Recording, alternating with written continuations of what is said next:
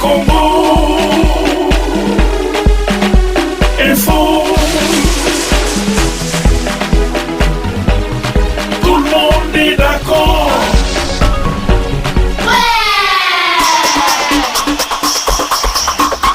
Voilà, merci beaucoup. Balandinho sur rdcongoinfo.fr. Tout le monde est d'accord. Balobi Sangwamawa. Tout vraiment la Sangwamawa. Congo Andei, Tobungisi Baoba, Namboka Congo. Mutoyo Tokokyo historique n'a été parce que à moi on a botami lelo. Aibi qui est Papa Etienne Tshisekedi. Et moi je suis délégué presse na banda le bon na émission na nganyoso. Et à chaque fois Nayambaka bato IDPS bomona bino moko. Et awa nazali na siège ya Ngaliema, siège ya Ngaliema isika oyo bandeko IDPS basangana basala ba réunion na bango. On est venu pour confirmer l'information parce que tout le baki tout ça ba journaliste oyo tout le ba pambate et tout le ka cause information na source avant to pesa na bino bat potala abiso. Et ndena kiti na siège to meka ozo moi 2-3 personnes totale émotion ya ba congolais parce que Papa Etienne Tshisekedi Congolais nyonso za na pasi na motema azoli la Papa Etienne Tshisekedi. Alors on a ba imboko to kuti awa ba tuti sami na motema ba na siège na bango na IDPS to meka ozo na bango na mo maloba mikuse parce que baza émotionné lokola kanga pour vous comprendre parce que façon nanga ça l'émission dans notre émission les lobo comprendre que déjà vraiment pas na motema donc elongo na rince mouya na sima caméra ce cas d'accord na biso to me cause au moins 2 personnes ba me ko epsa biso douleur au bazan na motema na ngonga oyo les autres gens mercredi le 1er février donc vous comprendre déjà que non to bungisi baoba nene na mboka Congo et na confirmé bino sous to bungisi subaoba nene na côté à opposition même na rassemblement donc ça passe na motema alors rinsimu ya to kene non toujours ba congolais to ka pasio bazana na motema on y va. Bonsoir mon Congo. Bonsoir papa Gradi.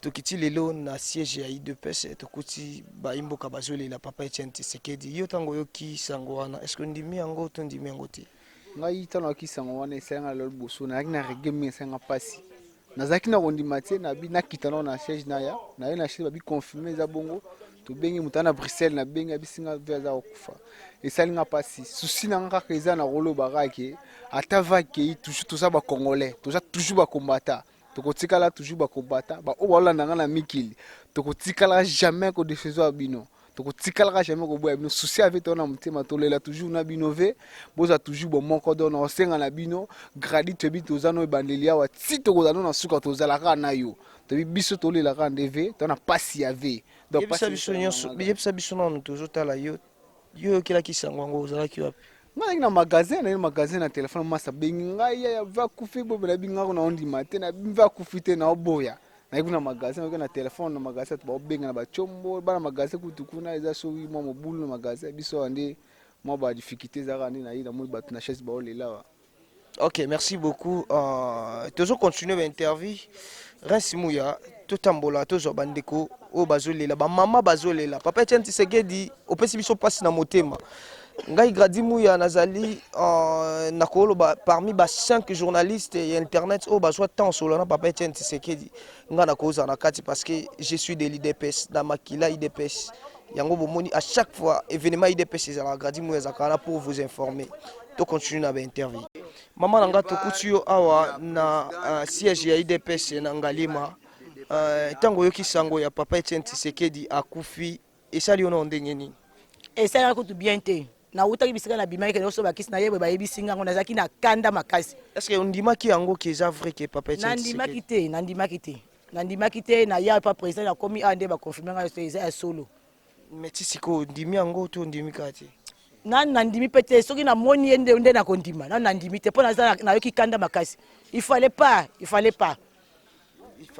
ozosuka ka il fallait pas kufa poto zokati parler poison ba tchele poison pona nini il fallait pas tika abunda bitumba na tina suka yende tozaki ne baba na biso ye wana est-ce que ça maladie te parce que tu bi que vrai qui maladie akenda ki bia zaki makasi maladie to kondima ngo jamais tokondima maladi te. Mais quelque part, tout le monde a une intervention sur Facebook et Papa Etienne Tshisekedi déjà comme qui Mukolo a déjà fatigué.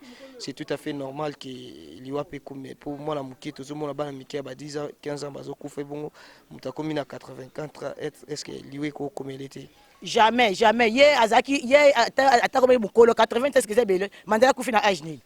Mandela koufi na âge nini? Hier azalaki nanu, mutuna ezako sala, mutulo kwa ba bébé. Azaki nanu. Awako kufa na bongo te akufa liwa Bruce to yebango te yo alembi tonini te kambala moto kaka te akufi o makila sali nini toko ndimango jamais. Ok, merci beaucoup maman. Beau comprendre Rinsmou ya tambusilanga moi caméra bomo na ndenge nini bana mboka bazoli la Papa Etienne Tshisekedi compris Gradimu ya azoli la papa na ye Etienne Tshisekedi vraiment tozana kakande na lobara na bino tozana pour nos information o eza vrai ko na source na boya ki ko kende bisika o ezanga information to ko vraiment information RD Congo Info. Tout le monde est d'accord.